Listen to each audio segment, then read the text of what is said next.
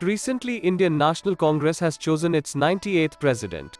After 24 years, Congress is going to have a non-Gandhi party president. Indian National Congress, a party that was founded on 1885 by a British civil service officer named Allan Octavian Hume.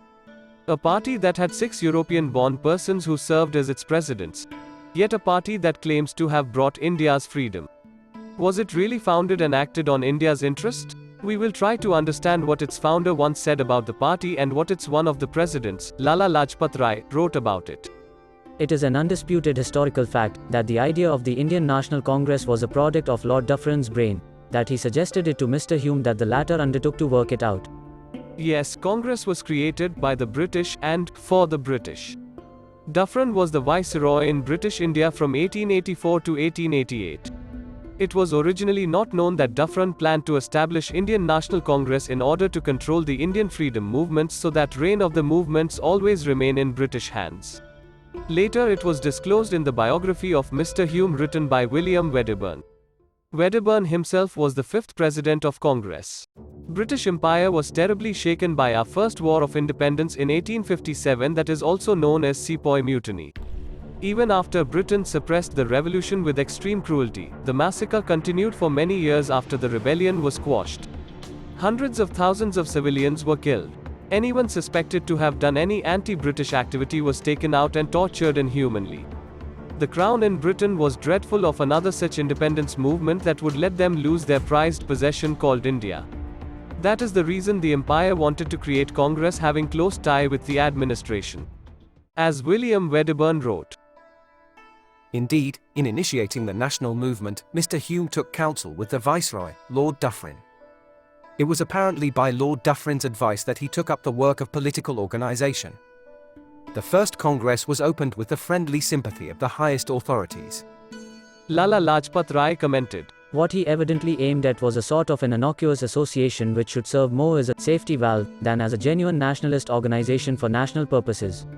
He saw danger to British rule in discontent going underground, and one of his objects in establishing the Congress was to save British rule in India from an impending calamity of the gravest kind which he thought was threatening it at that time.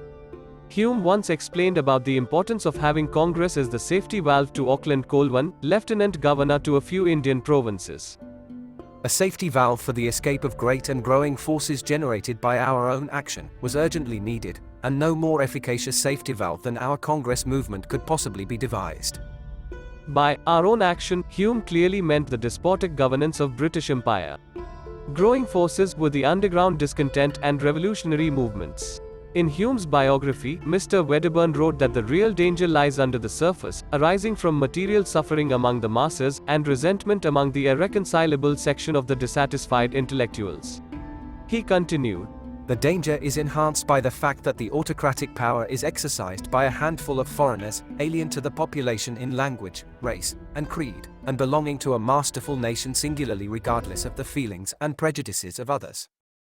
Consequently, the mutterings of the storm are unheeded by them, and great disasters, like the mutiny of 1857 and the tragedies of Kabul, come upon them like a bolt from the blue. British government felt the imminent danger similar to 1857, and Mr. Hume was presented with 7 large volumes of government records collected from various parts of India depicting how dangerous the situation was. Mr. Hume said, The jungle is all dry, fire does spread wonderfully in such when the right wind blows, and it is blowing now, and hard. I could not then, and I do not now entertain a shadow of a doubt that we were then truly in extreme danger of a most terrible revolution. They were going to do something and stand by each other, and that something means violence. A certain small number of educated classes, at the time desperately, perhaps unreasonably, bitter against government would join the movement, assume here and there the lead, give the outbreak cohesion, and direct it as a national revolt. Congress leaders did what they were supposed to do. Save the empire. Lala Lajpat Rai mentioned that Congress was successful in its objective of maintaining British rule in India. India's independence was never its goal. But one thing is clear, that the Congress was started more with the object of saving the British Empire from danger than with that of winning political liberty for India. The interests of the British Empire were primary and those of India only secondary, and no one can say that the Congress has not been true to that ideal. It might be said with justice and reason that the founders of the Indian National Congress considered the maintenance of British rule in India of vital importance to India herself, and therefore were anxious to do everything in their power, not only to save that rule from any danger that threatened it, but even to strengthen it, that with them the redress of political grievances and the political advance of India was only a byproduct and of secondary importance. If so, the Congress has been true to its ideal, and no one can find fault with it. Some Congress apologists argued that no Indian could have started the Indian National Congress, and that if the founder of the Congress had not been an Englishman, it would have been suppressed by the authority. Lala Lajpat Rai countered such arguments squarely. First, political agitation did not start with the Congress. It had been started before and no attempt to suppress it had succeeded. Second, the distrust of political agitation in India was not greater in those days than it is now and has been during the life of the Congress. This was the genesis of Indian National Congress. Shameful indeed. Lala Lajpat Rai wrote how utterly Congress and its leaders failed the nation. He discussed about 5 key points for its failure.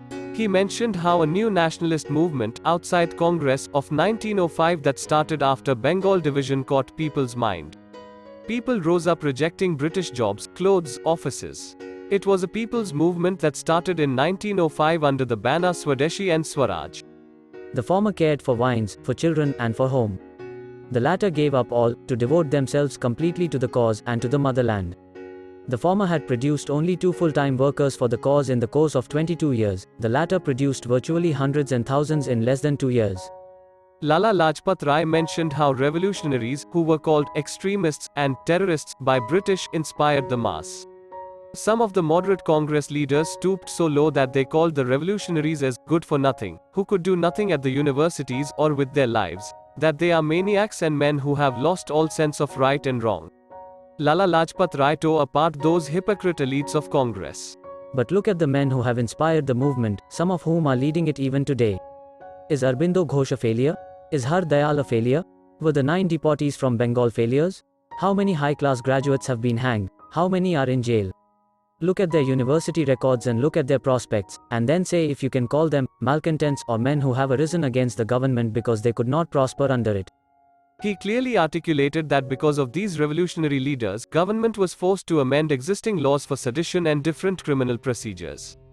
Fearing a new revolution, new acts like Seditious Meetings Act, Explosive Act, Press Law were enacted.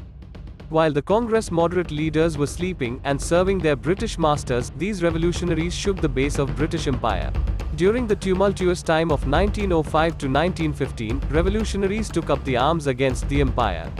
Lal Bal Pal trio was arousing the nationalism in Indian mass.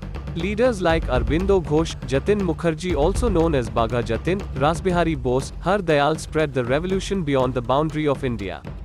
British regime could feel the heat when Indian nationalists in Europe, America and Canada started actively participating in Indian independence movement. Revolutionaries took active foreign help, especially from Germany during World War I. Viewer may watch the video or read an article on Hindu-German conspiracy for details. Both the links are provided in the description. Exactly at this point when situation was going out of British hand again, Mr. M.K. Gandhi came back to India to take charge of Congress-led pacifist movements. I went through Mr. Gandhi's life in another video where I have mentioned how irrelevant those movements were. Please refer the links to the video and the article in the description section. None of the movements of Mr. Gandhi achieved anything at the end. Only thing his 1920-21 movement achieved was that it collected 1 crore of rupees for Congress with a repeated false promise of independence within a year from this man. Only thing his 1930 movement achieved was Indians could get salt from sea water. Not even a single word of freedom, not even dominion status, was there in final Gandhi-Irwin Pact. And 1942 movement? Gandhi was arrested on the very first day and moved to Aga Khan Palace, not any ordinary jail. Gandhi himself denounced and distanced himself from 1942 movement as it turned violent. India got independence as British lost loyalty of the Indian armed forces that was evident during the naval mutiny of 1946, and Subhash Bose's INA played a key role there. There were never more than 20,000 British officials in India at a given point of time, and they ruled over 200 million Indians using direct help from Indian princely states, landlords and other elites. They used our army men and police forces to dominate over us. They even used our armed forces to wage war in other colonies and in different European wars like World War I and World War II. All it was needed to throw British out to their Atlantic island was to cause insurrection in the Indian armed forces. That is what revolutionary leaders like Subhash Bose and Bhagat Jatin did. During the Navy revolt that was accompanied by Army and Air Force as well, British generals asked Gurkha regiment to fire on the revolting Indian Navy men in Karachi, and they refused to fire. The same Gurkha regiment once followed British command and fired on the unarmed civilians in Jallianwala Bagh less than 30 years back. British Empire realized that they have lost control over the armed forces and their time has come to pack the bags. Later British Prime Minister Clement Attlee, who signed the Indian Independence Act, 1947, admitted that they left India due to INA's role in raising nationalism in the Indian armed forces. When he was asked about Gandhi's role in freedom movement, he smiled and said, "Minimal."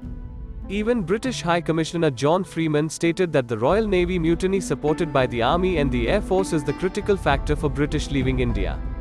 The British were petrified of a repeat of the 1857 mutiny, since this time they feared they would be slaughtered to the last man.